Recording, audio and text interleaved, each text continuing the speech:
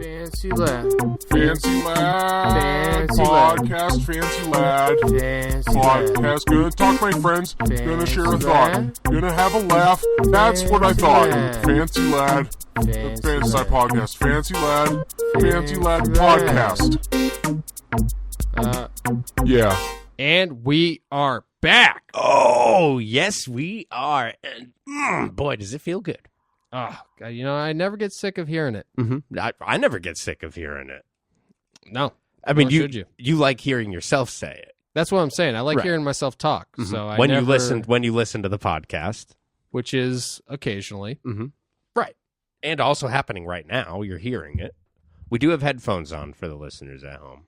Yeah. So I can hear myself crystal clear out there. Oh man, it sounds nice. People always criticize me for listening to the podcast. They say, what are you, some egocentric, self-obsessed fuck listening to your own podcast? Are you serious? And what do you say? And I say, listen, I'm only scrutinizing it so I can take notes to be a better podcaster. This is an art form, and I want to excel in it. Oh yeah, absolutely. And not only that, I mean, it's we just jumped into this. We're not trained. We're not trained professionals. I mean, obviously, that might be a surprise to you because we obviously seem like trained professionals because we are so good at what we do. Absolutely. Absolutely, 100%. But we weren't. So, there's a learning curve. Yeah, I mean, I agree with the one person who commented this about, 3 years ago. We should be teaching improv classes on comedy. I know, and I've been waiting for another good comment like that. Yeah, me too. I mean, there's some good comments out there. Don't get me wrong. I don't want any... all you commenters out there, you Keep sweaty and deranged commenters, please keep commenting. We need those comments. Yep. But I'll tell you something else that I've been wanting to comment on. That's Oh, Joe! What was that? This is a Clown Shoes brand beer. Right Dude, here. you're just crazy. Fucking 2 minutes and 26... Wait, no. This early in the podcast, you're cracking into a Clown Shoes brand beer? Yeah, that's right. Well, you know what, Big Fella? Dude. I'm going to have to join you. I'm a thirsty boy. What can I say? Is that what I think it is? Dude, this is exactly what you think it is. This is Clown Shoes brand beer. Rainbows are real. Oh, hell yeah, dude. Mm-hmm. And this is actually a fucking space cake over here. Dude, that's sick. I was looking I'm at going this. for the high ABVs. That is a high ABV. That's alcohol. What is it? Alcohol beer volume? Yeah, Because probably. it's something like ABV, right? Yeah. So alcohol beer volume. Right. that. Yeah, definitely. But yeah, ABVs are something you have to pay attention to when you're drinking IPAs. It's just something that, only the listener that has the finest taste would pick up on. Mhm. And some of us have class, some of us, everyone has class. Right. Some of us have low, some of us have high. Some of us have different. Exactly. And, it takes, the listeners, right? They're like me. They're not a Philistine. No. They enjoy a fine beer. Mm-hmm. They enjoy a fine shot of espresso. Oh yeah. While they take in a fine podcast. Mm-hmm. Fine podcast. While in the background, a fine film is on. Oh my goodness. What do you think? You're thinking Fast Five? Is that Fast and Furious 5? Yeah, I think it's just called Fast Five, though. Okay. I haven't seen that one. Really? But I'm going to go out on a limb So and you saw vouch for it. you saw Fast Six without seeing Fast Five. I think Fast 7, actually. Is that the only one you've seen? Well, besides the first two. Mm-hmm. So you haven't seen it. You want to take a break right now and watch the rest of them? Yeah, I should really catch up on the series. Okay, let's see that real quick. All right. Yeah. Wow. Yeah, right? That was something else. So it was good. You enjoyed it. Now we're all caught up. Yeah, that was fantastic. And for the listeners, that was just, what was that? That about 10 hours for us? Because we did take that nap. Yeah. But, I mean, Vin Diesel. God, my God. oh my God, yeah, so bald. So bald. How do you get that bald? So bald, so veiny. Oh my God. I'm looking at him and I'm just like, I'm seeing a scrotum, but right. I just want to keep looking at him. I was going to say he reminds me of an erect penis because he's so bald and so veiny. Mm-hmm. I was thinking the exact same thing the entire time. I'm surprised that we didn't mention it within the 10 hours of watching the series. Right, I know. I mean, the whole time I was just like, I gotta bring it up. But, I have that mentality of save it for the pod. Save it for the pod, and also don't ruin the film. Dude, that's true. No spoilies here. Listen, although there are many spoilers in the Fast and Furious franchise, I'm talking car spoilers, obviously. We're not trying to do spoilers here on the Fancy Lad podcast. Yeah. Because we don't want to ruin all our film lovers' things. But anyways, you're talking fine films? I'm talking fine films and fine TV shows such as Frasier. I took a pilgrimage to the homeland. Oh, the homeland of Frasier? That's right. And you're not talking about the Cheers bar that's right down the street. No, but that's why it made so much sense for me to migrate to Seattle. I said, Back Frasier from whence he came. was born in Boston, like me, and then he traveled to Seattle, like me. I always assumed he was from Seattle and then was in Boston and then went back to Seattle, and that's why his dad and his brother were there. Okay, you know what? I meant the character was spawned on a TV show called Cheers that took place in the Boston. character. I was reading deep into the storyline of the character that was probably, written after the fact. You know what I mean? Yeah, so if there's a retrofitted. So you're saying if there's a prequel to Cheers starring Frasier, yep, he's going to be living in Seattle. Oh, yeah. He goes to Boston. He's like, Daddy, I'm moving to Boston to become is he a psychiatrist or a therapist? Brain doctor. Brain doctor. I'm a brain doctor now, Daddy. Yeah, and he sounds like a little British boy. Yep, and his dad's like, God damn it, Frasier, get the hell out of my house. He's like, I'm Martin Crane, and I like my beer in my chair. Hey, so he does sound like that? Yep. Oh, so I was kind of doing a good impression. Yeah, but only when he gets worked up. Oh, okay. Is that frequently? Is that when Niles does something cheeky? Yeah. And he's like, I can't stand that I have these boys. I can't believe I had these boys. What was I thinking coming back all those years? Yeah. I should have held me nuts. That's actually a line on the show where he says, I should have never came in them mother. Yeah, I should never came in them mother. Yeah. Yeah, Martin Crane, thick Southern accent. I don't know where he's from exactly. Well, I haven't watched much of this show, but you're really fucking selling it now. Now I really want to watch it. Dude, you should. And because I love TV shows. You're a big movie guy. And I love movies. Right. But I'm a big TV guy. I love TV shows. Yeah. Well, you'd think. I wish that there was something in Seattle that I could have visited that was like in Frasier. Like how I visited the diner from Twin Peaks. Mm-hmm. But I wish that the Cafe Nervosa was real. Actually a real place. And it wasn't. It was just a set piece. Yeah. That's a bummer. And you couldn't go to the radio station because that's probably a set piece. Well, I didn't ask anybody. Oh, you should have asked. You should have asked Benton. I'm sure he would know. Yeah. I should have asked man. People on the street. You know what? People I'm assuming. on the street. You know what I'm assuming? Where's the Frasier Cafe? I think Cafe Nervosa and the Frasier studio was at the top of the Space Needle. Oh, you should have gone to the top. Which I did not go to. Why didn't you go to the top? I was stupid. Okay? You got to check in the drop-in sitch because I think it's possible for someone to drop in from the top of the Space Needle. Dude. And then you just like pull your skin out and squirrel suit down, glide to safety. Dude, that'd be super dope.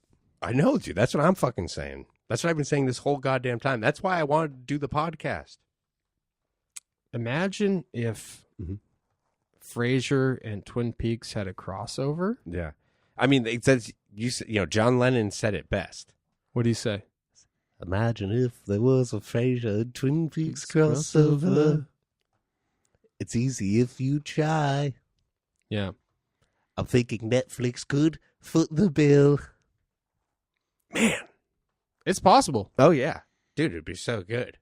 Getting Kelsey Grammer and Kyle MacLachlan in the same area? Oh, my God. Imagine getting them on the same set. One's drinking a beer. Are we thinking... I'm thinking Cheers era Frasier still. She doesn't drink much beer in Frasier, he drinks sherry. Oh. Even in Cheers he drinks sherry? Yeah. Oh, no. I don't know about Cheers. Yeah. I haven't watched that as much. No, he used to drink beer at Cheers. Mm-hmm. But Yeah, him and Niles are always fucking drinking sherry. Man, Niles is a bad influence. I actually kind of love how much they're drinking on that show because, you know, they're just seem to be huge fucking, I don't know what the word is that you want to use without insulting anybody. Yep. Okay, well, but that's what they are. Wimps. Okay? Oh, my God. Cucks, you know? Whatever you want to call them. Let's call them cucks. But they're always just cranking bottles of wine left and right on the show. You know how cucks love to crank? Oh, they love to crank. They're all about cranking down. Yeah. Whether it be wine or... Kelsey, I'm going to need you to take another shot of drinking the sherry. Is that David Lynch? I'm directing Frasier now.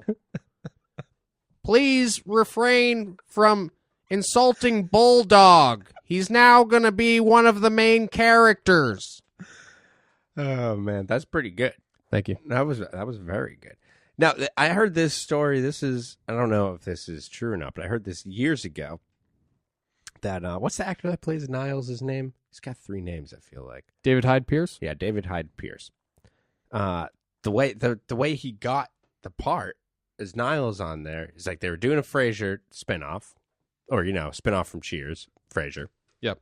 His agent heard about it and sent in the headshot and was like, "This guy looks like Kelsey Grammer. You should make him his brother." And they didn't even have a brother in the script initially, and they were just like, "Holy shit, this does look like his brother." Nice. And they had him come in and try, and they were like, "All right, let's do it." Niles, now you're going to want to fuck Daphne. Mm-hmm. Oh, okay. So, like this? Once again, you're not a British man. Stop doing that immediately. Oh, my dear, my lord, I'm so sorry. That's my mistake. So should I be fucking her like this? No, you can't. That would take away all of the mystery of everything. Oh, dear. It would be dead if you did the deed. We don't want that. That would be quite... It would be like revealing Laura Palmer's killer. No, well, we wouldn't want that. We don't want these spoilers. This isn't the Fast and the Furious franchise.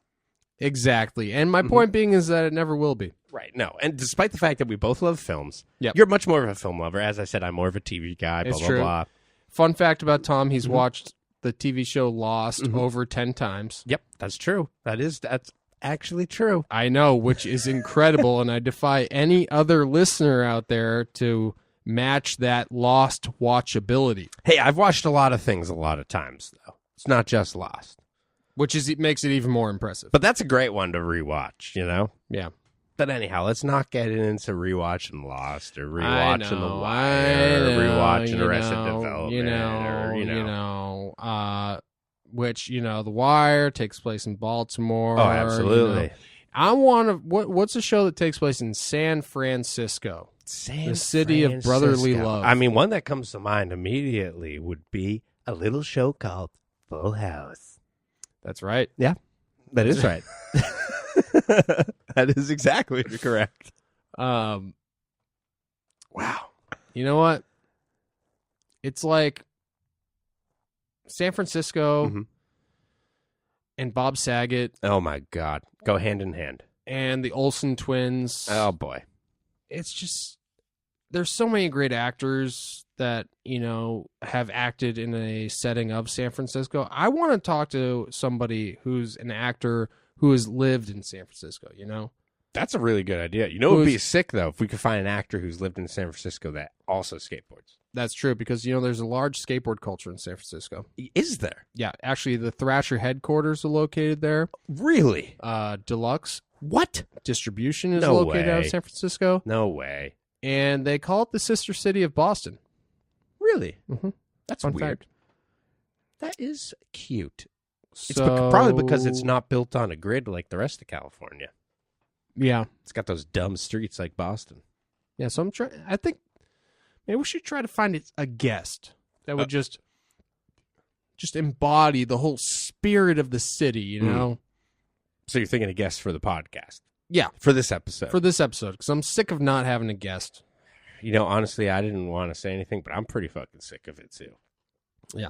Because you think I want to talk to you the whole time? No, I assumed that you didn't. I definitely don't want to. Yeah, we're going to need a buffer zone. So why don't we reach out to, a skater who might know a famous actor who maybe has rubbed elbows with Bob Saget. Who knows? Oh, my goodness. I hope that maybe more than elbows. Who's to say? Interesting. I heard Bob Saget seems pretty into rubbing. But you know what? This isn't the Bob Saget podcast, unless he skates, and he's who we end up getting on the podcast. Yeah, it's true. And, I'm not going to say anything about Bob Saget besides the fact that I love you on Full House, and I love your cameos in Half Baked and Dumber and Dumberer. Yeah, Dumb and Dumberer. Yeah. I still haven't seen that, but I heard his cameo was fantastic. But you know what? I love your idea about finding a guest. So should we do that and maybe grab some Liquid Deaths and some Cloud Shoe brand beer in the meantime? Yeah, why don't we take a quick break and come back? Hell yeah. Yeah. Life as a Southern sheriff can be pretty taxing. Taxing on the mind, taxing on the body, and taxing on the soul. That's why when I'm feeling my most decaffeinated and dehydrated, I reach for a mocha sombrero. Mocha sombrero. A Mexican-style chocolate stout with additions of coffee and vanilla. All right, no, I'm trying to do the script here. All right, if you're just going to keep doing that. Oh, Jesus Christ. Well, it's got coffee. It's got coffee and it's got vanilla. I don't care if you're doing the back. It's got coffee and vanilla, and it's a stout recipe. And the malt flavors, the sweet vanilla. Jesus, oh my God. This is very distracting. Very distracting. If you want to know more about Mocha Sombrero from Clown Shoes Beer, why don't you go ahead and visit clownshoesbeer.com. Go on now, get it.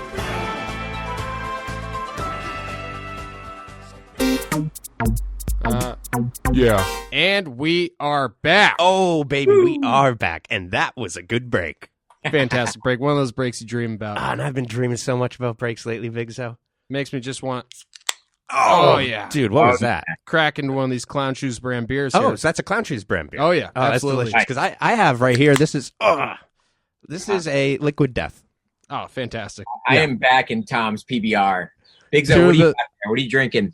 Actually, okay, you caught me. It's a Harpoon, but they make Clown Shoes brand beer, which is a sponsor of the podcast. Mm-hmm. Nice. But I'm an IPA guy. I just always have to ask what the ABV is because everyone's had the experience of going to a bar, ordering 3 or 4 IPAs unknowingly, and realizing they're like 9% alcohol.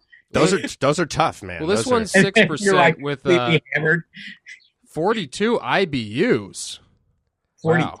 That's I don't know. The ABV is what I look at, and if it's like above 7, I kind of stay away from it. Well, we should tell the listeners who's been looking at these ABVs. The listeners need to know who's been looking at all the ABVs on all the beer cans. Who the special guest is, man. And it's legendary skater Chris Pastras. Dune. Thank you guys. Can we call you Dune? Yeah, I love Dune. Yes. It's like half my crowd calls me Dune, half calls me Chris. It's pretty much like split down the middle, and my kid's middle name is Dune, so I'm sort of Dune and he's Dooney. Dude. And sorry that I don't know the origin of that nickname, but is it because you love the David Lynch film Dune so much? No, everybody, I wish there was I almost want to make up a really cool backstory, but Rodney from Shut Skateboards, who was one of the founders of Shut Skateboards, is also my godbrother. Your first sponsor? Yeah, my first sponsor. And he makes up silly nicknames. Like drinks are juicy, food is cakey. So he'll be like, "What up? You want some good juicy cakey? Some juicy, some cakey? What do you want?" And then he'll make up like an off the cuff nickname for everybody. And mine originally was T-Bass, because in this show called The Andy Griffith Show, Ernest T-Bass is the wild town loco wino, and he breaks the headlight of one of the main characters. And when I was a little kid, I was super hyper, and I broke my godfather's headlight just by throwing rocks over my head, just going nuts. Yeah. And my nickname was T-Bass, which I kind of hated. And then it went to Dune, because he used to tease me that since he was my godbrother, he'd be like, "You're not my real brother, man. You're Martin's brother, Dune." And Martin was like this nerdy kid in our grade school. And I'd be like, no, I'm not Martin's brother. Yeah. I am not Martin's brother. And it infuriated me. So he just kept using it and to annoy me. And then eventually it morphed into Dune for short. Yeah, the brevity. Poor Martin. Yeah. I know Martin somewhere. He's probably like a come on, rocket guys. scientist. He was really smart. So I don't feel bad for him. Well, I love it.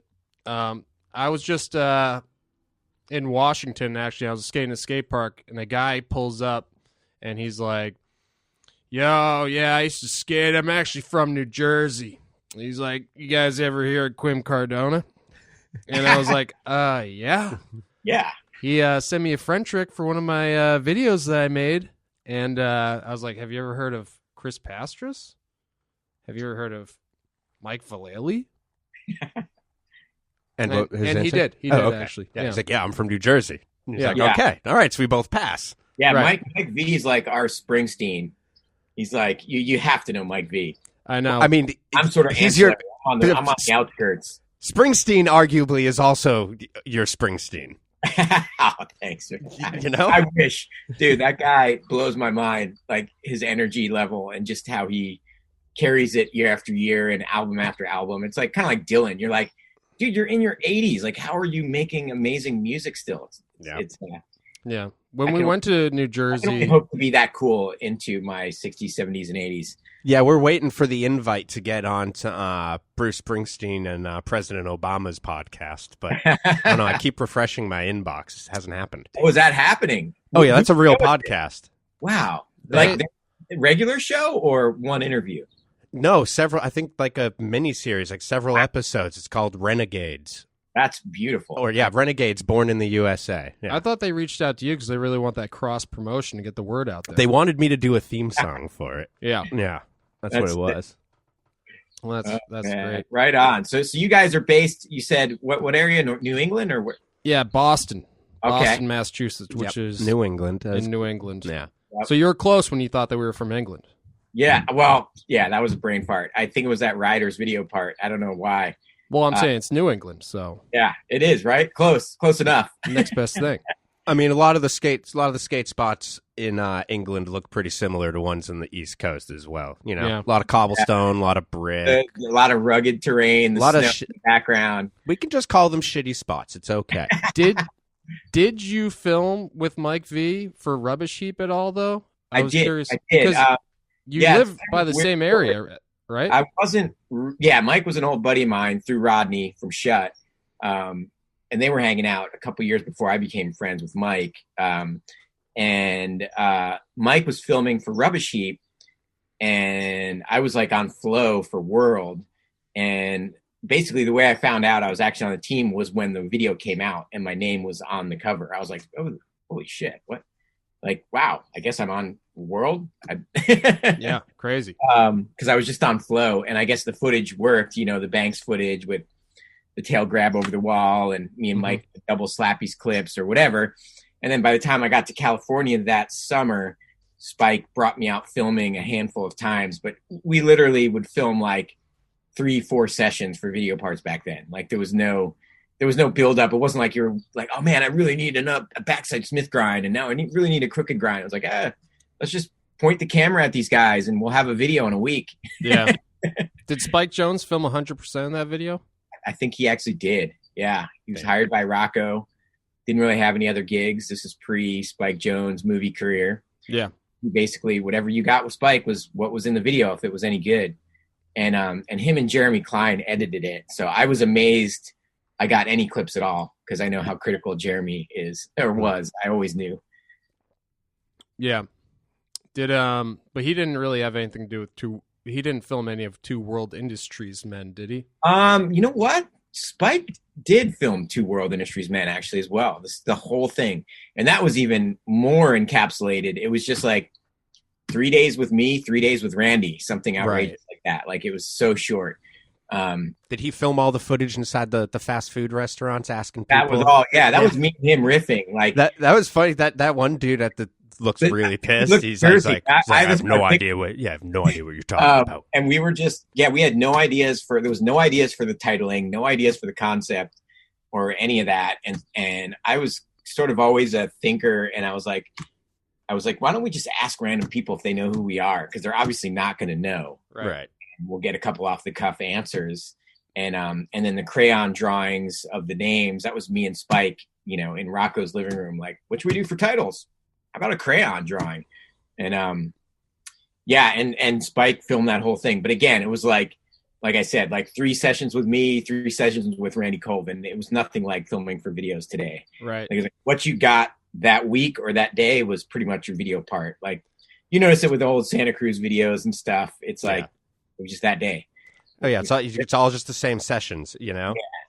And then slowly, with Plan B and leading into, stuff like the stereo video and other stuff, you actually thought about your part and tried to like fill in missing links and stuff like that. And make it perfect. Mm-hmm. Everything's gotta be perfect. I know. I like somewhere in between.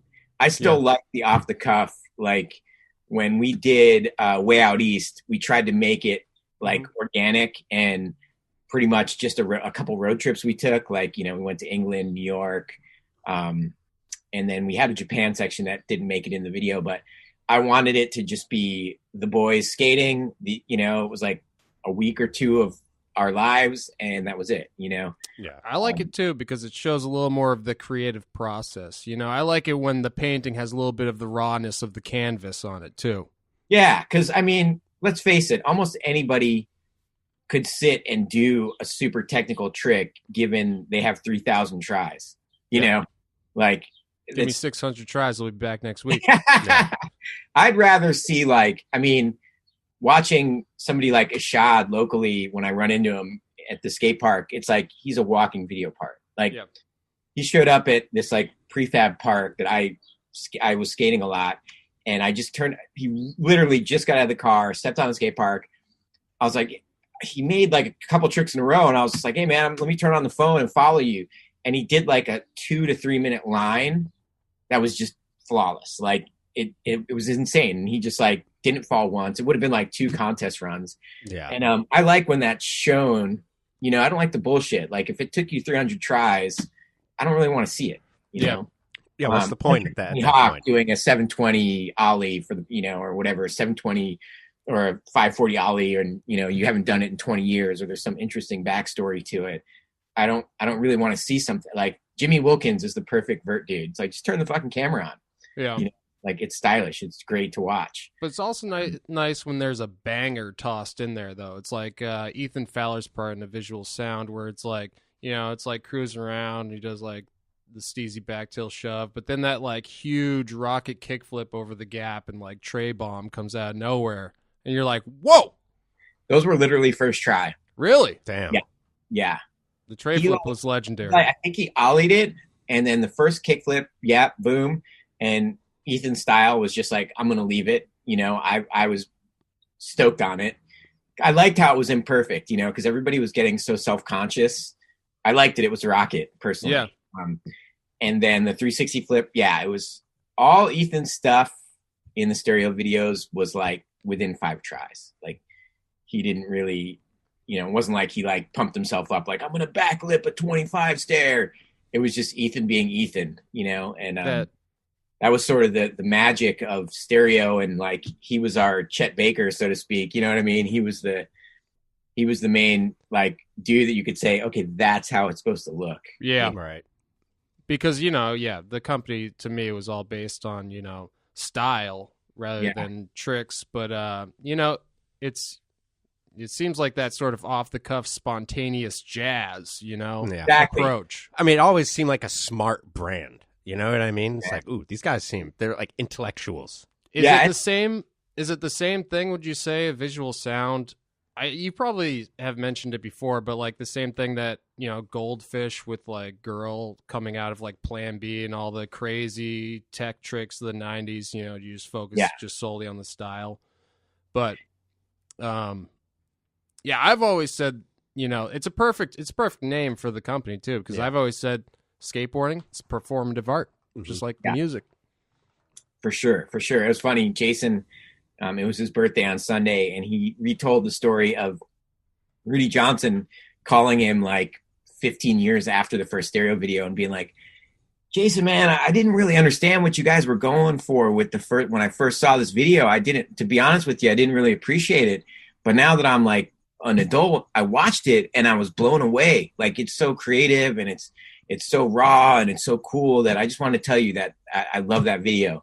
And Jason's always been like so stoked on that because, you know, there was a little division, like where it maybe was it not technical enough? Was it not gnarly enough? You know, not everyone got that we were trying to, I mean, our inspirations were like, I wanted it to feel sort of like Tommy Guerrero in my eyes, what I saw Tommy flying through San Francisco, where it's just off the cuff and it's loose and fun and don't do any tricks that don't look natural for you. You know, I told all the guys, I was like, just do whatever trick you do. If it's backside, tailside, shove it, great. If it's a frontside pop shove it, great. Just do it the best that's ever been done.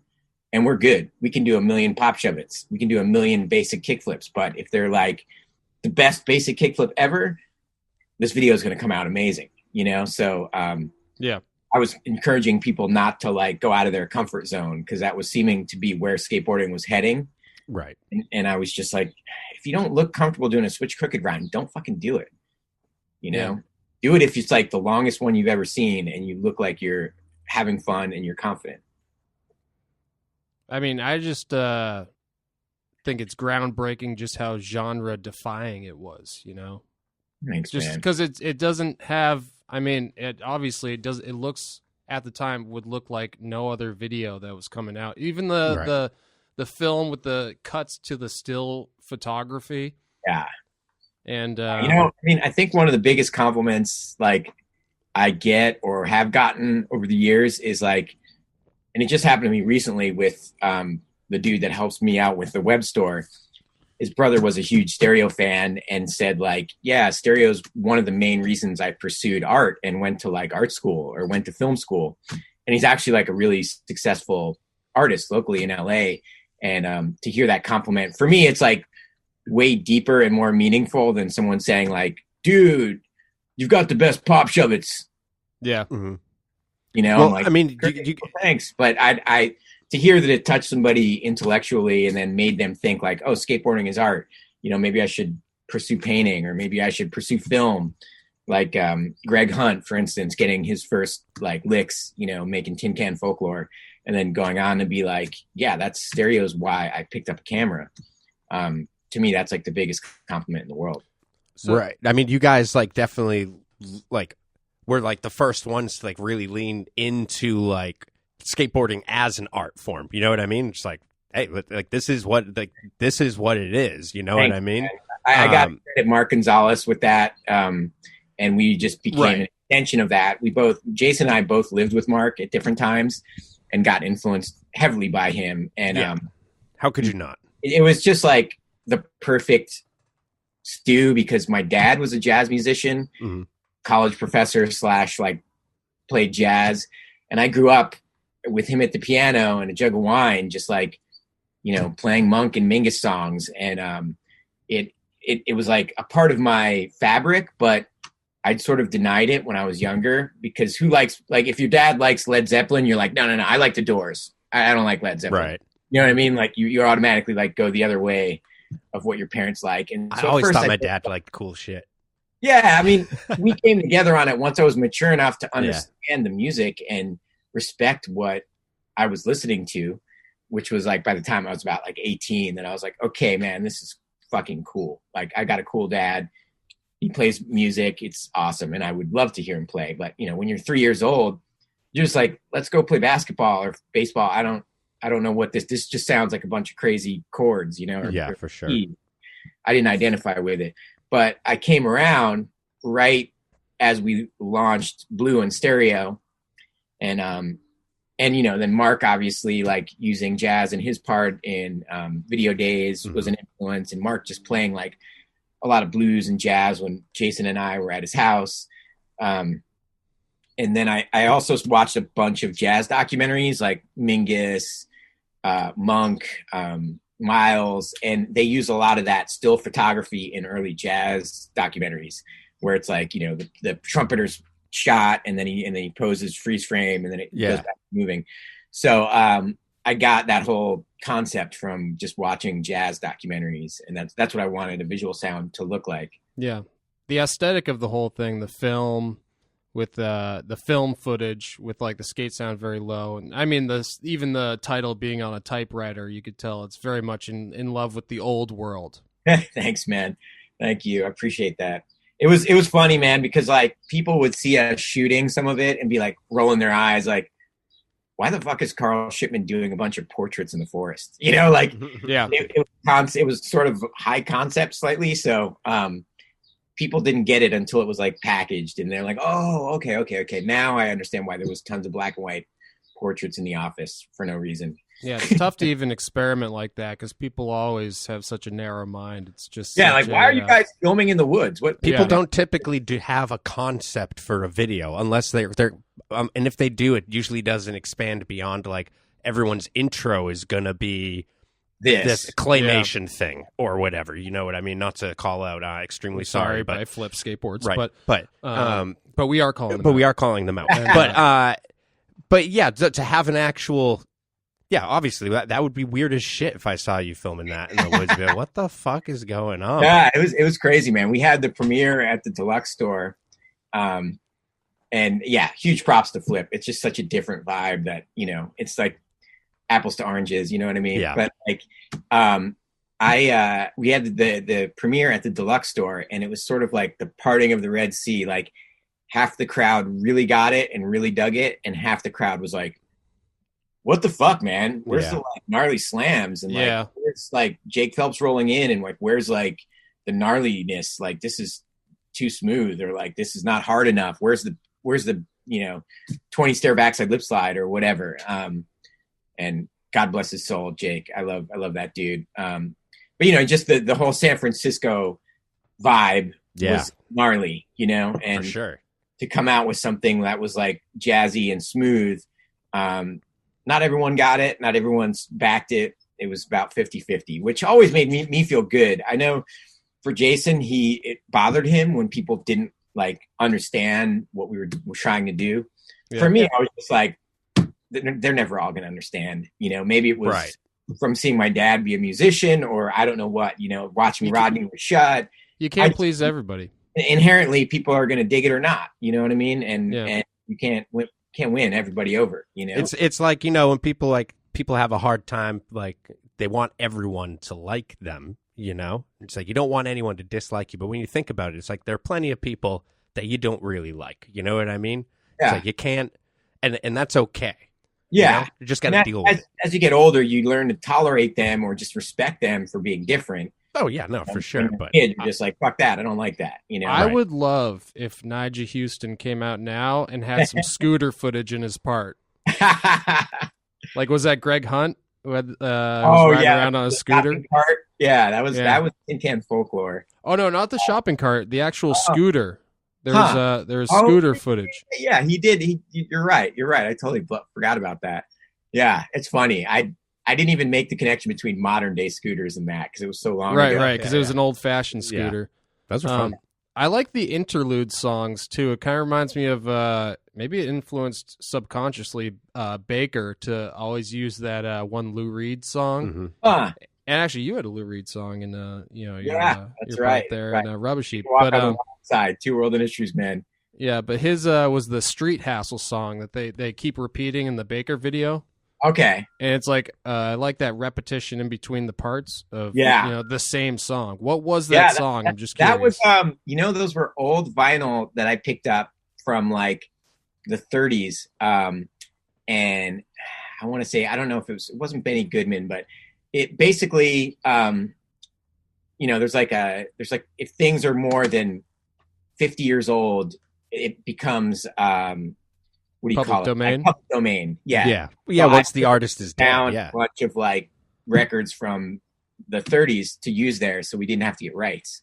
It's just let's find some cool music. And you actually were worried about the music rights back then? Yeah, Deluxe.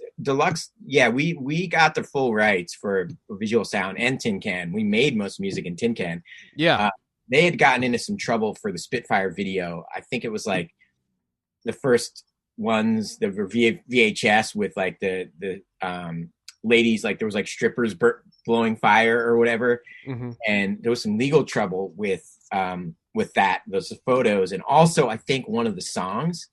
And so because I got into the stereo video, the head honcho Eric Swenson, God rest his soul as well, he wanted all original music, and I sort of took it as a welcome challenge. I was like, cool by me. Yeah. Kind of seeing like rap and Led Zeppelin in everybody's parts. So Ululation was a friend of mine, Hailey Ann, in New York City. That was her dad's cassette tape, and he hadn't been recording for years, but you know, it was like from the 70s or something. And I listened to it, you know, like probably high as hell in New York City in like one of our buddies' apartments, and was like, this is so good. This should just be the fucking music in the video. And I had to sell everybody on it. I was like, I got this idea.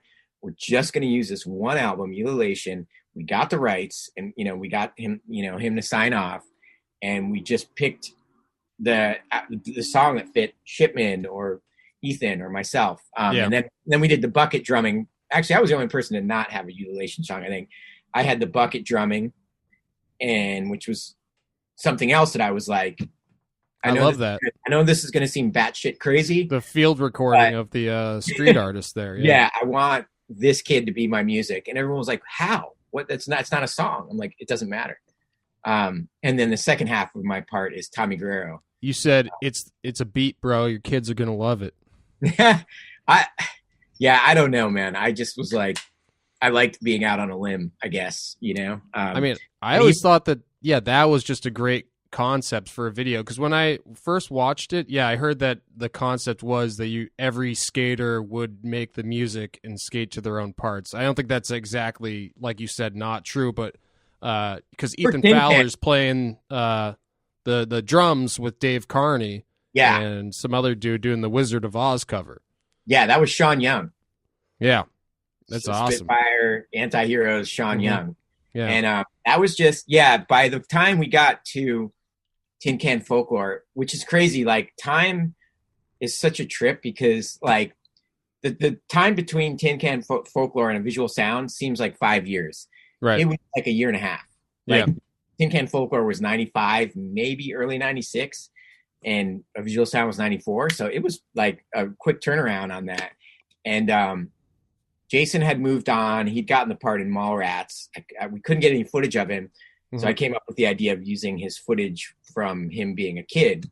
Like, he showed me this VHS, like, guess what my mom found? And I'm like, there's this part. Perfect. You know, just him skating a jump ramp in the 80s. And then the rest of it, like, I wanted it to feel, I wanted it to feel like it was put together with masking tape. Like, it was just stuck together, and it was like a 4-track, an extension of like a 4-track. It was way more lo-fi. Lo-fi, just like us jamming, because we would have these jam sessions, and it would be like Tommy, Ethan, Carney, you know, Sean Young, and they would just be, I'd just turn on the 4-track recorder, and they just go, you know. And I wanted the whole video to feel like that, and so that was a whole nother concept beyond a visual sound. I love how that video just has I do love how it wasn't like trying to do a visual sound too. You know, and it just does have like a completely different feel to it, even though it's like similar in sort of ways, certain ways. Exactly. Like visual sound was like a concept. And Jason had a big role in that, like staying to our concept and like sticking to it. Whereas by the time I got to Tin Can, I was like, oh shit, I'm at the control helm and no one else is here. You know, like, what do I want to do? And I wanted to reflect like the culture that we were trying to create with myself and Ethan, just skating through the Mission. Like, that was what we did. Exactly in that video was exactly like what was going on in our lives, you know, and Sean Young, and just like the vibe. And I was a super huge fan of like 4-track recordings and like Beck's One Foot in the Grave, you know, where it sounds like you with a guitar. And I'm like, fantastic album. Brad Staba skated to one of those songs. We were talking to a sweaty and deranged fan about that just a couple podcasts ago. Yeah, that album was fucking revolutionary, man. And I've actually been able to meet Beck and talk to him about it and tell him like that was a huge influence on Tin Can Folklore. Awesome. Shout out K Records. Yeah, right. Yell Exit. Oh yeah, Yell Exit. I do love Jason Lee's song that he made about Cheryl and the beer there. Yeah. Oh man, he had like three or four good ones, and they were always like comical and just so off the cuff. Like I just happened to catch one of them from start to finish and be like, there it is. It's just a damn shame that this world doesn't pay as much for doing a great tray flip as it does for acting. That's true.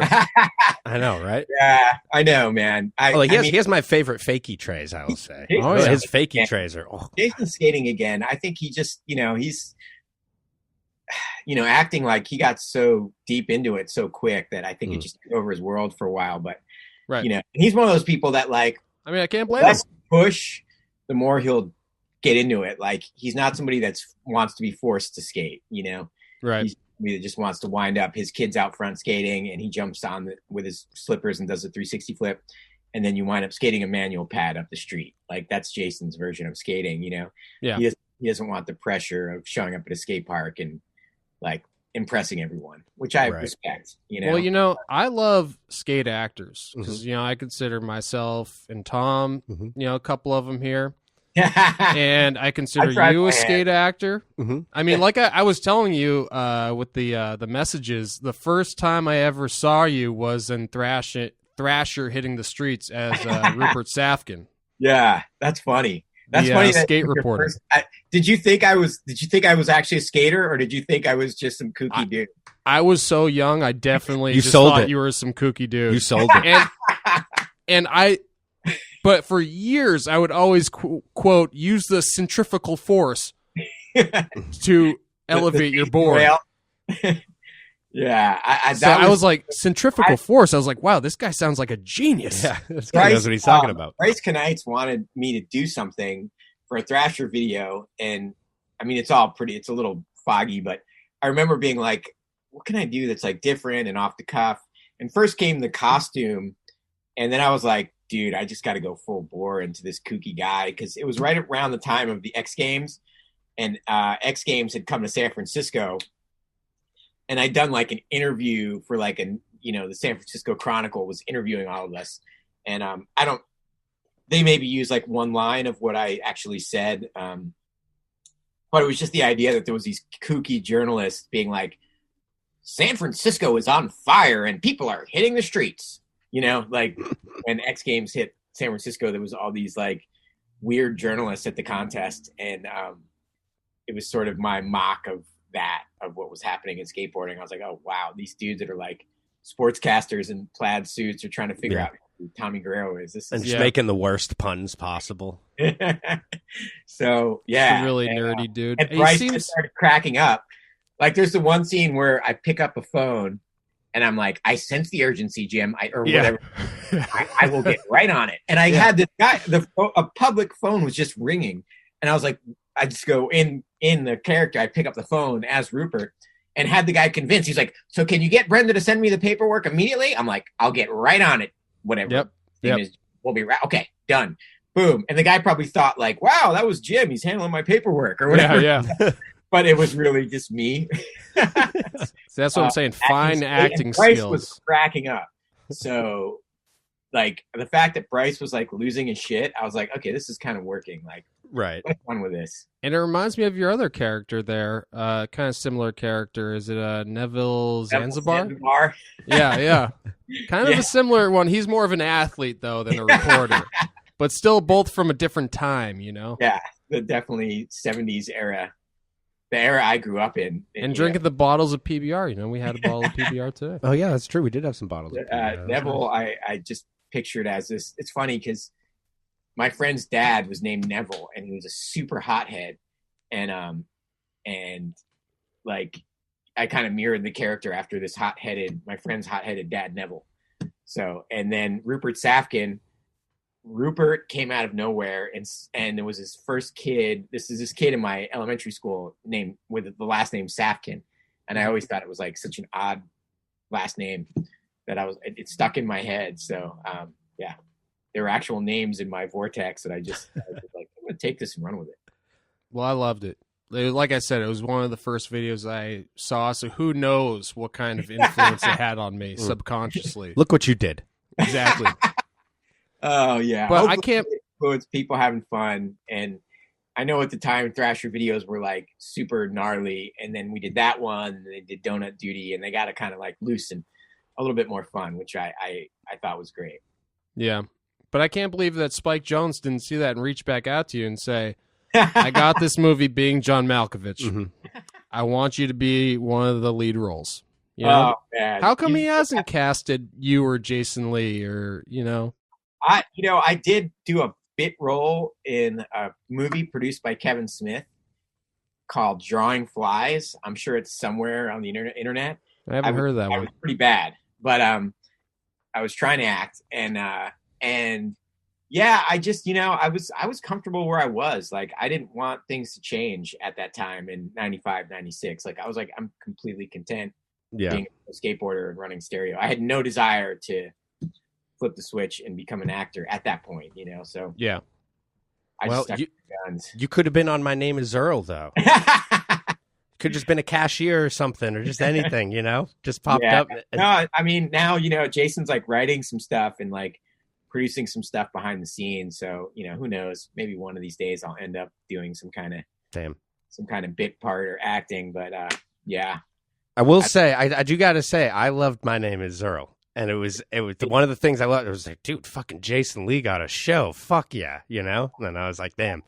Yeah, he had another sitcom lined up, and the pandemic hit, and I think it was ABC canceled like 60 everything shows or whatever. Yeah, but he had a main role in a super funny sitcom that was going to take place in the Valley. Yeah, and, so hopefully he'll land another one of those roles. He's like, Jason's just got it. He's born to act. Oh, he's good. He's good. I love watching him act, and I just love that. It's like, damn, man, I know he's so fucking good at skating. He's born to do it. Yeah. You know what I mean? He really is, and he commands a room, and he's the most hilarious. He's brash yet smart. It's just, he's great. I mean, it's definitely part of the reason I shied away from it. I was like, I'm not that good, and like everything in front of the camera for me was quite a bit of work. Like even the contest stuff, I had to put some work into it, like I was pretty shy. Like I was used to being the behind the scenes guy, sort of like I was more of like a Jim Thiebaud dude, like a dude that's just back there kind of like, hey, let's make it look like this and let's tweak that and let's get this guy involved. And okay, but I wasn't really always comfortable in front of the camera. So yeah, it's hard. hard. Worked at like once, I don't even know, Fuel TV stuff sort of fell on my lap. And then I actually was like, okay, like I got to start learning how to relax. I got to start learning how to like be off the cuff and, whatever. So I had a huge like 5-year education by just jumping into Fuel TV and doing a bunch of stuff for them. That was really fun. Yeah. I kind of wish that, I always wish Stereo made a video during the Dustin Dolan sponsor era of Stereo. Yeah. We've got some damn good promo stuff from that era. And there's some like, one of these days I want to look through all the like uncut tapes at Deluxe, because there's like some fucking magic there. Right. I even once Reel, I can't believe like they haven't tapped into the Reel stuff, because like, a third of what you filmed end up in the video. So that means there's 2/3 of magic still floating in the air somewhere in a drawer at Deluxe. It's honestly the perfect time. They could literally just upload an entire tape and be like, here's a tape, watch this. And I would love it, because still like I'll go through and like, a few months ago I was going through and just watching old tapes from like 15 years ago and just watching the whole thing, just watch me attempt the same thing over and over. But it's like, wow, listen to our voices then, listen to, look at what you're wearing. I'm with you. There's like a footage tape of me and Ethan Fowler skating the Brooklyn Banks and it's like super pitch black, the footage is shaky, but it's us two and my friend Sorrow. And I got to hit him up to get this tape, like another copy of the tape, because I lost mine, but it's just us skating the big banks and it's uncut. And at one point I posted it somewhere. I don't know if it was our YouTube or whatever, MySpace back in the day. I don't know where the fuck I shared it, but it was rad. It was uncut, and it was just me, Ethan, and my buddy Sorrow just going at the banks like over and over again.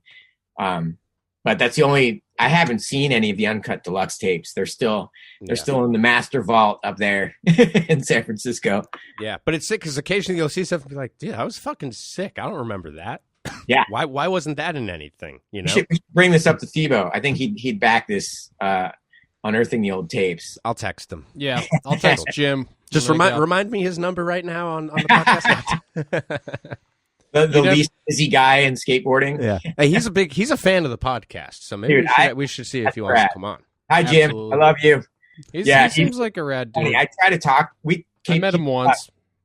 We keep in touch, but he's so busy, and I'm kind of so busy with just like dad life and a million things that like it takes us like a good month of texting to actually get on the phone, which is why I'm happy we made this happen, because like it's just rough. Like, you know, with the pandemic, I was homeschooling with my kid from like 9 to 1 every day, pretty much on a Zoom. He's only 6 years old, so he didn't understand what math book he was supposed to pick up or how to find watercolors. So I was like, I had like 3 hours of work time for the last like year every day. So yeah, he's back in school, and I'm like really happy that I get my working life back. I loved hanging out with him, and it was like we got so close in that time. Yeah. No regrets, but it was a strange time. So me and Jim would like try to get in touch, and it'd take us on average 4 weeks to get on an actual call. Is your like work that you're doing now mainly running stereo? Man, it's I mean, I hodgepodge like 3 or 4 gigs into one decent paycheck, I guess, or whatever, livable wage. But I do the stereo online store, and, you know, sort of brand manage that. I've been contracting for Red Bull the last year or so, just consulting on skate projects, and it could be anything from verbiage to videos to contests. Quick side note, Red Bull actually reached out to Matt a while back about making a video, and he says hello, and it's also his birthday today, Matt Tomasello. Right on. Happy birthday, Matt. That was a quick side note. Yes. Oh yeah, but we were just skating with Matt, and he drove like a maniac to get us back so we could do this podcast with Awesome. you. Thank you, Matt. But sorry, I didn't mean to interrupt. No, it's all good. I just remembered he wanted to say hello, so I thought that was a good segue. That's awesome. Yeah, and Red Bull's cool. Like they're for how big the company is. Everything that I touch, they're pretty much like, you know what you're talking about, so we'll just let you dictate how this goes.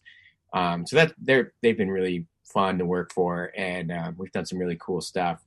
And then let's see, gosh, I started consulting for Prime Wood 1 day a week, just talking to the owner about concepts and brands and reissues and stuff like that.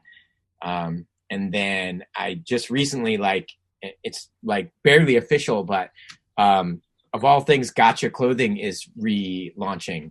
And a buddy of mine, the head marketing guy, and just tapped me like, hey man, we kind of want to we don't want to be like the surf brand we were. We want to kind of be like a culture brand. So I'm in the process of like helping them craft a bunch of content and ideas. Mm-hmm. Very grassroots though. It's like the budgets are small, so who knows? It might be a few months before anybody sees anything. But yeah, those are 3 or 4 things. And then obviously skateboarding. I try to stay on my board and stay physically fit. And then dadding is another full-time gig. So I'd say those 5 things keep me busy as fucking hell. Curb Kings. I'm having a blast. Hell yeah. Is Curb Kings a crew or something? Because Benton showed me that playlist that you sent him, and it was titled Curb Kings. So I assume that, and I actually like half of that I got from some other dude on Spotify that had like the killer 80s skate jams. Then the other half, I stayed up all night the night before the contest and just like freestyled, putting it in the. We needed like 4 hours of music, and I literally did it like the night before the event. So yeah, that was a Red Bull property. And yeah, they just basically said, you run with it. We'll help you find the location. And hopefully there'll be another one. We skipped one last year and did the wall ride thing in Venice, which was fun, but I hope there's more Curb Kings. So it was a contest, the Red Bull Curb contest. Okay. Yeah. I remember that now because Benton told me they flew out for that. In those in-between years, though, when Stereo was... Right, John was there. Oh. And wait, so you said John drove you guys tonight? Oh no, Matt drove us to Matt, Nye. okay, But okay. I actually, when I went to go visit Washington, I was visiting John. I mentioned to you when that guy asked me about Quim Cardona. Okay, got you. Yeah, dude, John is awesome. I miss having him out here, like running into him when I don't think he was ever living here full time, but he had the plane ticket hookup Yep. with one of his relatives, and so I'd always see him down here with Tim from Friendship. And yeah, he's a ripper, cool kid. Yeah. Yeah, he's moving back to Boston. So Nice. yeah, Where has he been? Or the Seattle area. Seattle, He lives okay. like an hour like south of Seattle, near Tacoma. Yeah, I feel bad for those guys with the weather compared to Southern California, man. We got it so easy. They got a lot of spots up there, though, I gotta say. They do. Yeah. But you, man. I gotta say, like, Jamal Williams was probably one of my first introductions to Boston. represent. Yeah, Jamal. Yeah, Jamal was a Yell man. exit Jamal. Legend. Yeah. Yeah, I remember skating the train station when I was like 13 years old, and some guy coming up to me asked me if I knew Jamal Williams. And I didn't at this point. Yeah. But Yeah. I was like, little did I know, he was like related to him or something. But I was Yeah. like, he's talking about a legend right there. Yeah. Right. And what was that? What was that indoor park up there? I'm blanking on the name. 8-Ball Skate Park? No. No. Maximus. Yeah, Maximus. Maximus. Yeah. Yes. That was a rad. That was a Sorry, rad. I thought 8-Ball because when I was growing up in Hitting the Streets, that was the park I went to where like Jeremy Rogers grew up skating. And in Hitting the Streets, there's one clip of the 8-Ball Bowl, and I was like, whoa, I can't believe they actually have the bowl from 8-Ball. That's Nice. insane. It just blew my mind because it never saw an East Coast spot that I knew Yeah. in any video. And then I finally saw one. I think I may have skated that bowl. Was it around like the late 90s? Yeah. And Yeah. it was in a town called Bellingham. Okay. I think I skated that. But speaking of Maximus, also yell exit to Rom, who's also probably listening. That's Rom's Definitely. one of the dudes that The good homie. that owned Maximus and ran it. With Dougie Nice. Death. Still skating, still in the Boston area. He fucking rips. Yeah, Cool, and he's man. Yeah, and he's down to he helped out a lot building the DIY and JP that just got torn down. That's the skate park that we always skate. Yeah. You know, But- it's funny, man. Like growing up in Jersey, I feel like with the weather and stuff, there's like not a lot of good days. So you tend to cherish them. Like, I don't know. I almost feel like it's sometimes more motivating to skate because you can't skate half the Yeah. time. For sure. And then you get out to California, it's like 75 degrees and sunny every day. And sometimes you're just like, you get hurt or you get sick or you get worn out and you're like, just put the sun away for a couple days so I could rest, because every day makes you feel guilty if you're not Yeah. outdoors skating. You ever play the game Tony Hawk Underground? What's that? You ever play the game Tony Hawk Underground? Not really. I don't think so. Maybe like one turn of somebody's. The skater starts out in Jersey. Does it really? I didn't know if the whole game was based off of your life story or not. Oh, that definitely not. I don't think Tony was probably even barely aware of me. Yeah. But yeah, I on that- love that like fire that it lit when like waiting for the ground to dry. You know what I mean? There's very little of that out here. We're just so spoiled. Yeah. Yeah, well, I mean, that's kind of the similar thing here, though. It's like whenever it's like okay enough to skate, you're like, I really should go out skating, you know? Yeah. So it's like, even if you're like, fuck, I just got home from work, I'm beat, I need to wake up tomorrow. It's like, but the sun's still out and it's drier than I thought it was going to be. So I got to go skate for a bit. For sure. Did you Yeah. ever ride for a company after Stereo that originally went out of business? You mean like a board brand? Yeah. No. Since Stereo, that's been my only deal. I did like a couple little clothing projects and stuff like that. But since the conception of Stereo, that's been my only board sponsor. Because I'm sure Ethan could have put a good word on Foundation for you. I rode for Pig Wheels. I will say hell, that. dude. But, The only wheel with the squeal. but yeah, I stuck by Stereo. I was like, and when we kind of went away for a year or two, I was like, so I was the only person that was like, let's keep it going. Mm. So, I got the chance to bring it back a year or two after it ended. So jumped all over it. It was always like my brand. I don't know, it's just like my brainchild or baby. I couldn't imagine dropping it and riding for anyone else. Right. Yeah. Last 20, 30 years. Right. Well, I always thought of it as your brand as well. So. Yeah, it's just like, how do you quit yourself? Right. Exactly. Yeah. I put so much of myself into the brand, not to be like, I'm Stereo, but I mean, just creatively, I spent so much effort spelling out what I thought skateboarding was about that I never had the desire to undo it. Yeah. Well, sense. Like I said, I always, thank you for having that sort of just vision to step outside the box. Thanks, man. Thank you, sir. Yeah. It was fun, and it still is fun. It's now I think skateboarding is much more broad, and it's not like the vert guys versus the hip hop guys versus the punk guys.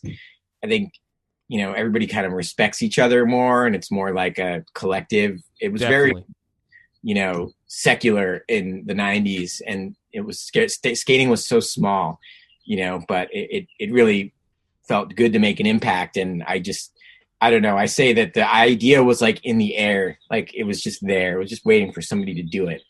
And once I saw it, I was like, oh my God, it was like the parting of the Red Sea. I'm like, I've got this concept, and I was just like, boom, all in. But now it's, there's so many creatives and so many brands that are doing original stuff, and everyone is accepting of each other's style and each other's creative taste. So I like how, like I was mentioning before, that brands do kind of teeter towards a musical genre. Obviously Stereo with jazz, like Shorties with hip hop. Yeah. Like Zero with metal or just rock and roll in general. I'm waiting for a brand that leans towards classical. Jason is actually a big classical music fan. Awesome. I got it from Rodney Mullen, so he'd be your man to talk to. He would Stravinsky, whatever. Yeah, Rites of Spring.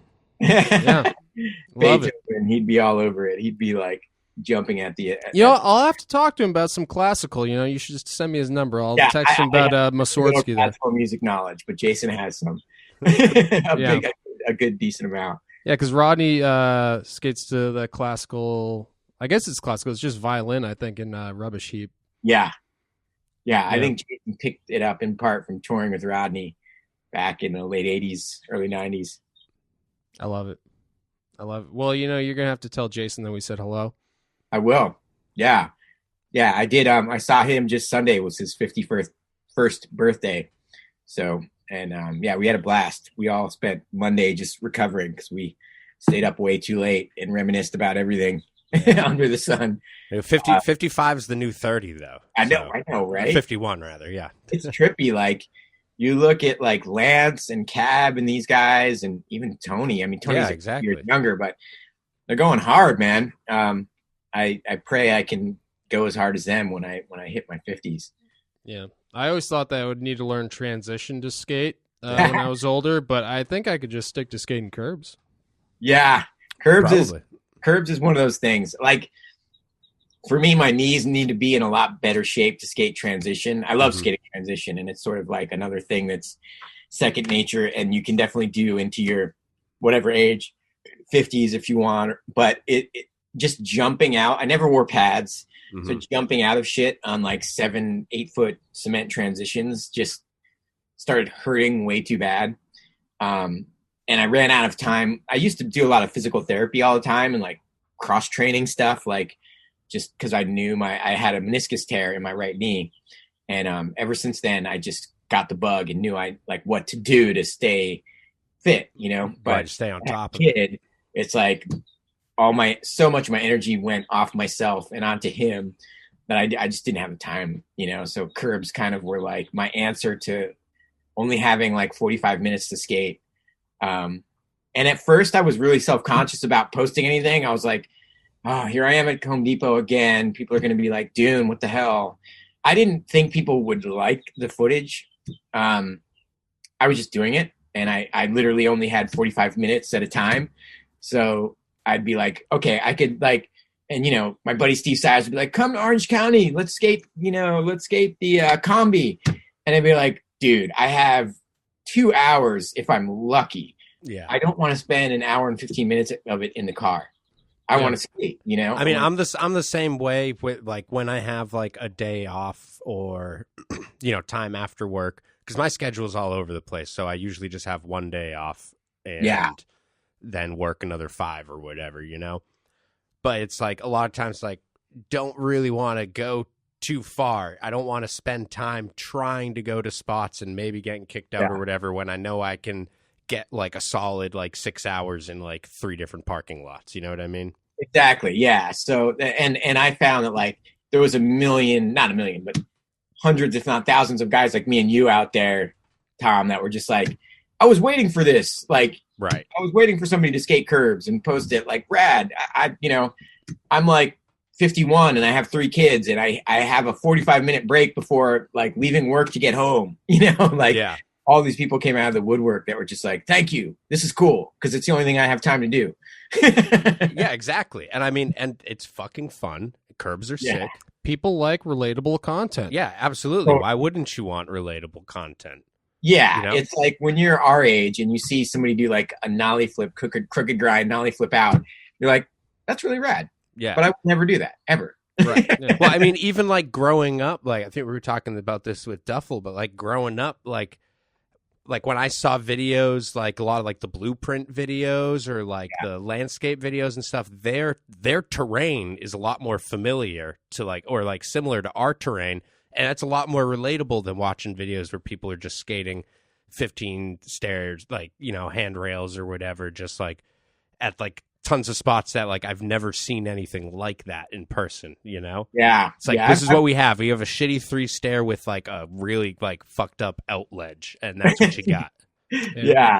It's more motivating. I always felt like when skating gets super, super tech, it gets really insulary and kind of like closes a little bit, you know, because people can't, if there's nobody out there doing regular board slides and like making it look fun, less people wind up skating, you know? Yeah. Why would you want to just be a robot?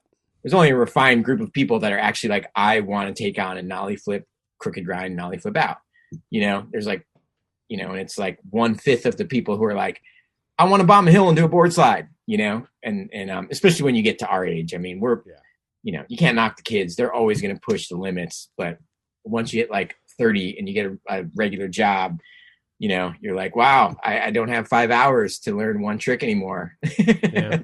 And I got to not be fucked up tomorrow so I can get up at like 5 in the morning and go Can't to work. break my right hand or else I'll be exactly. I mean, that's the main reason a lot of the people we know, I think, stop skating is, or, I mean, and probably most people anyone knows is like they get hurt at a certain point and they're like, I got a job and a kid. Like I can't get hurt, you know? Yeah. Now look, I just have a job. I don't have a kid. So you know what's funny is I've been skating, or I've known for years Ben Harper, and he's the raddest dude in the world. And it's funny because I go skating with him sometimes and he'll fall on his wrists, or like he'll take a slam. I'll be like, oh my God, those wrists are like worth $5 million. Don't break your wrist. You know what I mean? Like, you've got a show at the fucking Greek theater in a week. Like I get so nervous, you know, It's like, I don't know. It's kind of like, it's like watching, I mean, he's my age, but it's like watching your dad skate or something. You're like, like, I don't want him to get hurt, you know, but he freaking goes for it, man. He's like dedicated for somebody who's got very valuable hands. Yeah. I mean, I've played a few shows in wrist, like double wrist guards, because I fucked up my like trying to play guitar with 2 wrist guards on. Oh shit! Do you play any instruments, Chris? I do. I played quite a bit of the stuff in Tin Can. I had like a Moog organ, a 4-track, and like electric guitars with pedals and acoustic guitars, and like I did some of the music there. That was probably the last time I was like really recording stuff, was that era. But since then, a few times, like I've hung out with Ray Barbie and we'll start jamming or something like that. But I've been meaning to get back into it, mostly in a large part because I want to start scoring my skate stuff on Instagram and whatever. I don't want like shit getting blocked or having to like be like, oh, I wonder if this DMX song is going to get deleted or whatever, you know, like I just want to play music and make noise and put it to my videos. Yeah, that's why I partly started making electronic music, just for the videos. Yeah. So I'm Gosh I'm darn getting that. copyrights. Who was I talking to just the other day that I was like, dude, let's get the 4-track. Oh, my buddy Sippy. I'm like, let's please do some 4-track recording. So yeah, I got to get back there. I got to get back there to Tin Can Folklore mode. Back to the analog days. Yeah, back to making shit. Yeah. It's never too late to pursue these outside interests. Oh, no. No. Acting, music, skating. Mm-hmm. They all Acting, go hand in hand. you get old unless you're going to play an old guy. Yeah, exactly. But music is timeless for sure. I want to play a middle school aged kid. That's funny. Yeah, I think it'd be good. I'll just be a character actor where I play a middle-aged loser. Yeah, I don't know if either of you guys have kids, but your movie time goes way down. Like, I even assume. before, like, I catch I'll be lucky if I catch 20 minutes of a basketball game, and I used to religiously watch basketball, and tons of movies. But yeah, all of a sudden you got this kid running around with Play-Doh, making messes, and needing to be fed, and hard to pay attention to something. Yeah, I don't have 2.5 hours to watch Godfather 2. I was going to say, I'm going to plop my kid down. I'm going to say, we're watching Videodrome tonight. Yeah. Billy. Yeah. And I always think I'm going to put him down and watch a movie, but then I'm too tired. I fall asleep half the time. Oh, that's the hardest part. I can't start watching a movie after 8 o'clock because I'm going to fall asleep. That's what's going to happen. I can watch a few TV shows, Yeah. Because then you got 20, you watch 30 minutes and then you're like, all right, am I good for another 30 minutes or should I wrap it up here? For sure. Yeah. And I tend to watch off the cuff, detective shows. I got on a fucking Columbo kick where I watched every episode. I love Columbo. Love Columbo. Used to watch it with my grandma all the time. So good. Peter Falk.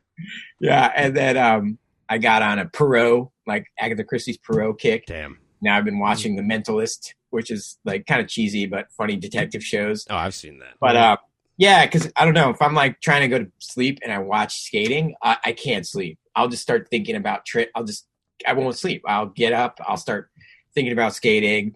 I'll start daydreaming or being like, "Fuck, I forgot to get back to this guy and about his graphic," or "Oh man, I forgot to send out so and so's package." Mm-hmm. It just sets off this whole train of kind of skate industry thought.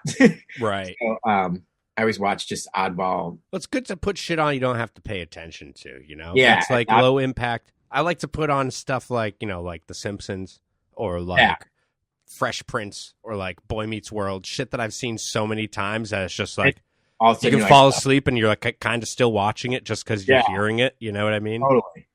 Yeah. I'm a big Frasier head. Yeah. Ever since he went to Seattle, he won't shut up about Frasier. Frasier and Nirvana now are my two favorites. Yeah, and he became a huge coffee snob. Speaking of Boston, one of the only family trips I made with my mom growing up was we went to Boston, and we saw where the Tea Party went down, and we visited the Cheers bar. And, oh yeah. Where I hear the inside was totally different, but the outside. Oh yeah, the outside shot. Yeah, and I was blown. That was my favorite show. That and Three's Company. So I was like, oh my god, Cheers! Cheers is good. Well, when I was in, no getting around. When I went to Washington, I visited the Twin Peaks Diner, and I was like, whoa, I can't believe this. I was tripping out. Or the diner from Seinfeld. I've pushed past that a million. Yeah, the Mike's restaurant. Yeah. Yeah. Well, you know what, Dune. You know what? Thanks again for being on the podcast, and thanks for still being in the skate industry because inspiring legend like yourself. Man, I appreciate that. I just appreciate it. Dude, I love the culture. I love skateboarding. I'm not going anywhere if I can help it. So thank you guys. Thank you for having me on the show. You guys are. I could talk to you for 4 more hours. So thank you. That's what I'm saying. One day we'll have to meet up in person.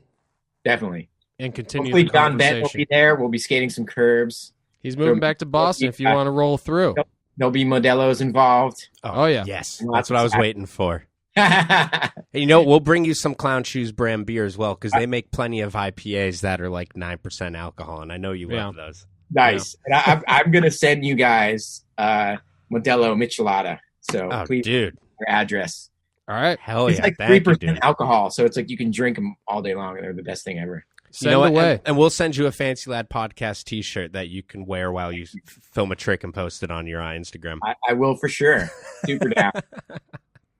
For sure. We got clips to accompany this interview, so yeah, I'll That's work what on. I'm thinking. That's awesome. Yeah, just film a full part in between now and when it comes out on Tuesday. We're thinking I'll 4 to 7 minutes. A part that takes 2 days. How's that? There you go. Dude, honestly, you can film a part in 30 minutes and we'll love it.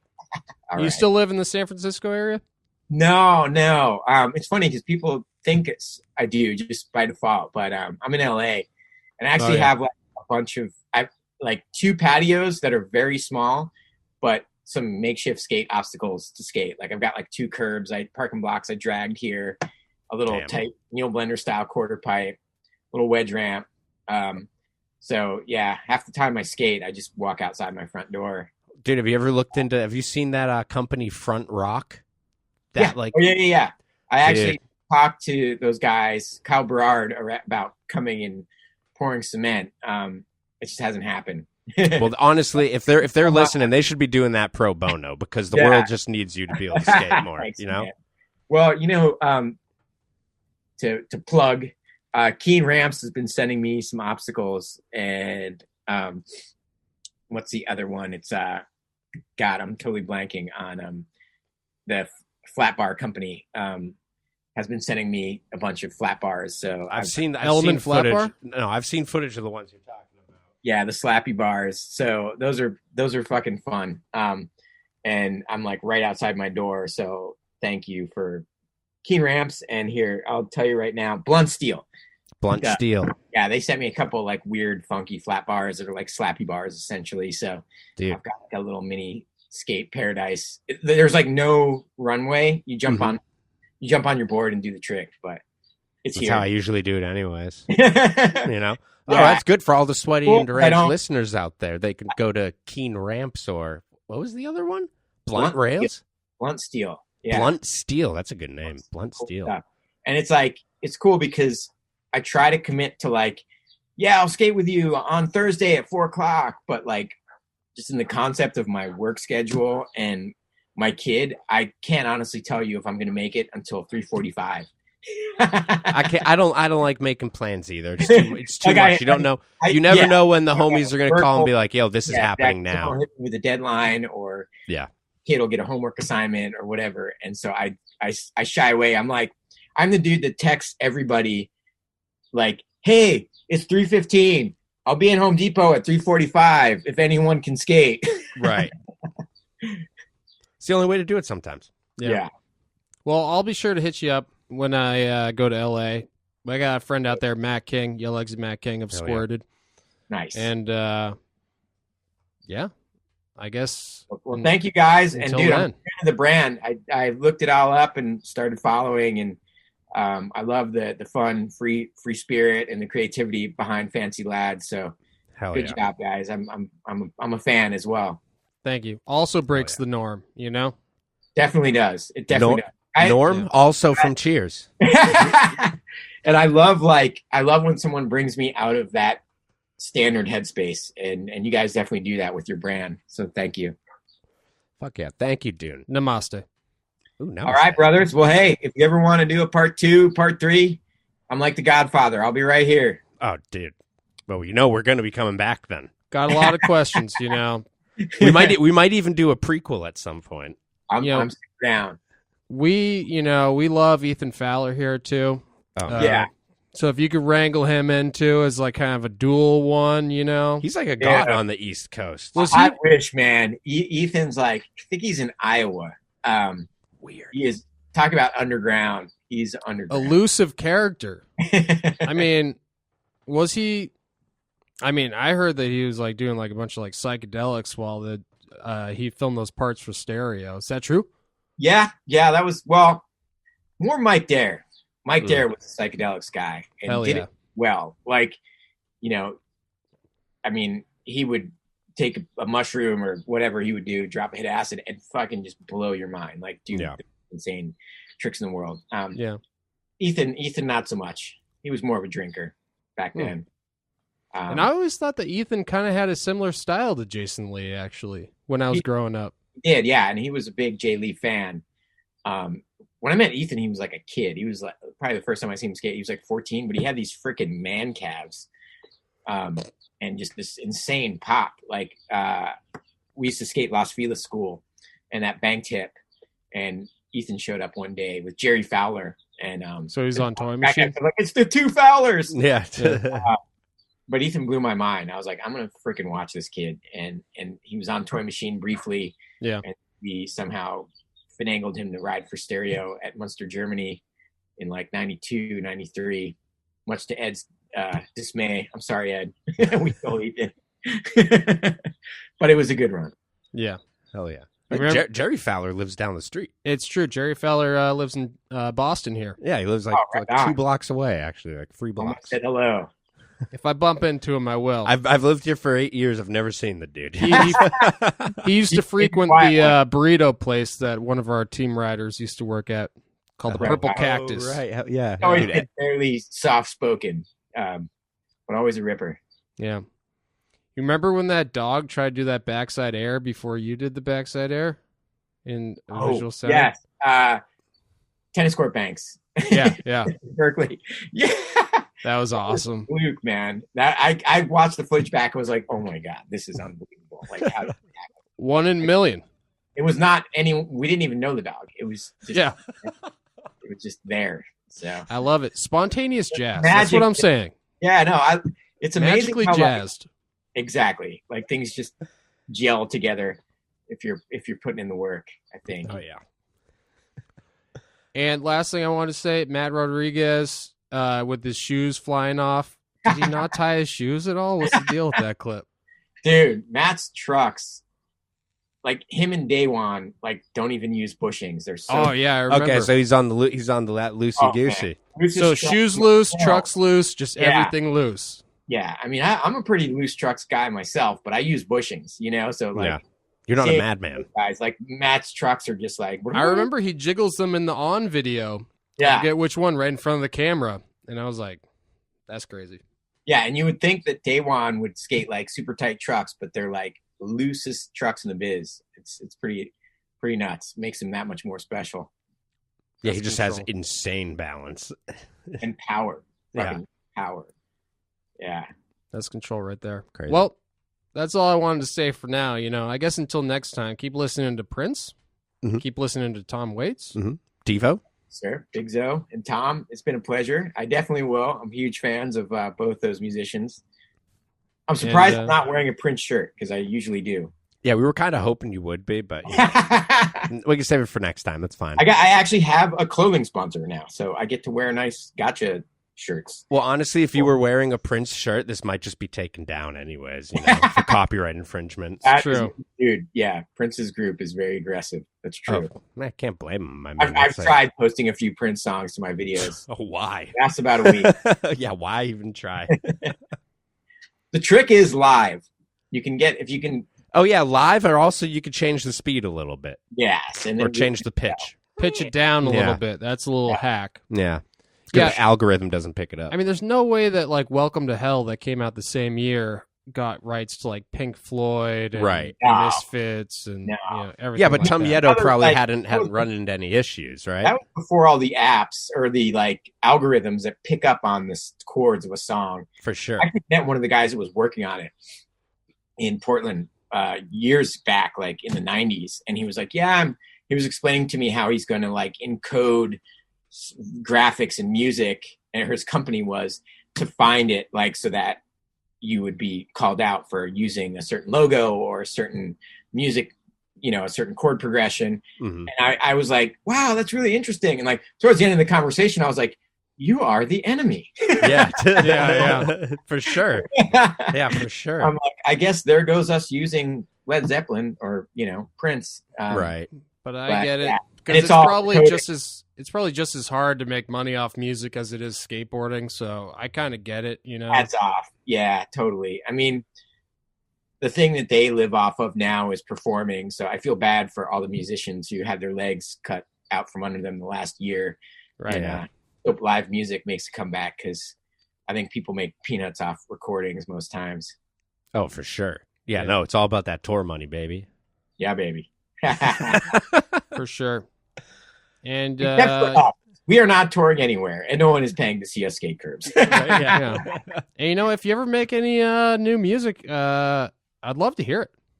Yeah, dude. I've done virtual, like, we can do a 4-track recording. Like, I can lay something down or whatever, and we can improvise and play over. Dude, little collab. Let's try it out. Let's collab. I need an excuse to make some music, so I'll try it. What do you need me to send you? You want me to send you a beat? What do you want? I don't play bass really, so you can do something in the bass category. I'm pretty mediocre at drum and bass. So if you handle those two, I'll noodle on my guitar and make noise. Sounds good. Because I can program drum and bass, but I can play guitar for a Fancy Lad video. Even I love it. Like Instagram length video or something. I'd love it. That's fucking sick. All right, it's in the works. Hell yeah! All right, boys. Mm-hmm. All right, Dune. We're gonna let you go for real this time. John, for hooking this up. I appreciate you, John. You're a ripper, and it's a pleasure. Hit me up anytime. You guys got my number. So yeah, let's keep it going. I will. Like I said, it's an honor and a privilege to meet you. And likewise. Yeah, hope to stay in touch. All right, brothers. All right. Hell yeah. Thank you. Peace out, Dune. Peace, brothers. Oh, that was great having Dune on the podcast. Oh, that was fantastic. And, like Dune said, could have talked to that guy for 3-4 hours. Maybe 5. I feel the same way. I mean, we're batting 1,000 with these legendary skaters. It's I almost feel bad that they're coming on the podcast. It's like all we did was start a podcast and get all these legends. Whoa. All we did was start a podcast? I've been building this brand for 10 years, and all we did was start a podcast? Well, as a way to get them to talk to us. Well, that's true.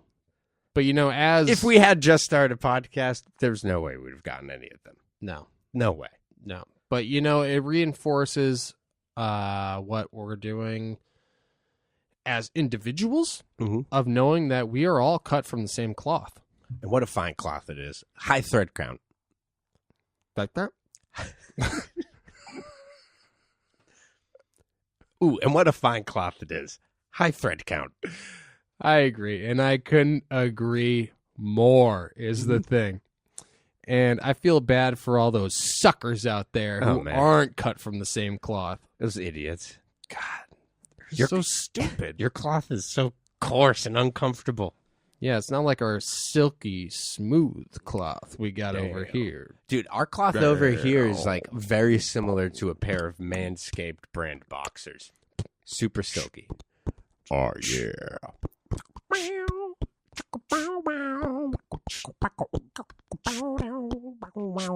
Oh, wait, Pastor said he needed bass. Okay. Wait, you do drums, I'll do the bass. Okay. All right?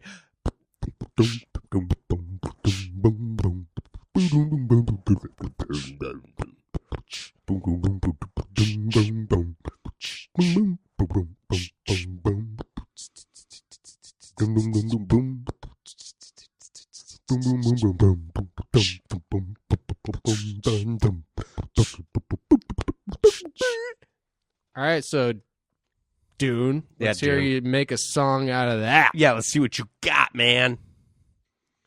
See what you got. Let's see what your chops are like. Yeah, let's see those chops. We ain't talking about pork. No, we're not talking about my facial hair either. Mutton. Mutton, yummy. Chris Pastras ain't got nothing on that mutton. No, he ain't got nothing on that mutton. That is true. But we do appreciate that he came on and chatted with us. Oh, absolutely. That was fantastic. I love the guy, and I look forward to the part 2. I look forward to the part 3, and I look forward to, considering him a friend for the rest of my life. Oh, man. It's going to be a good relationship from here on out. It really is. All right, and you know what? All you sweaty and deranged listeners out there, thanks for tuning in. We love you guys, too. As always. We want this relationship to be lifelong.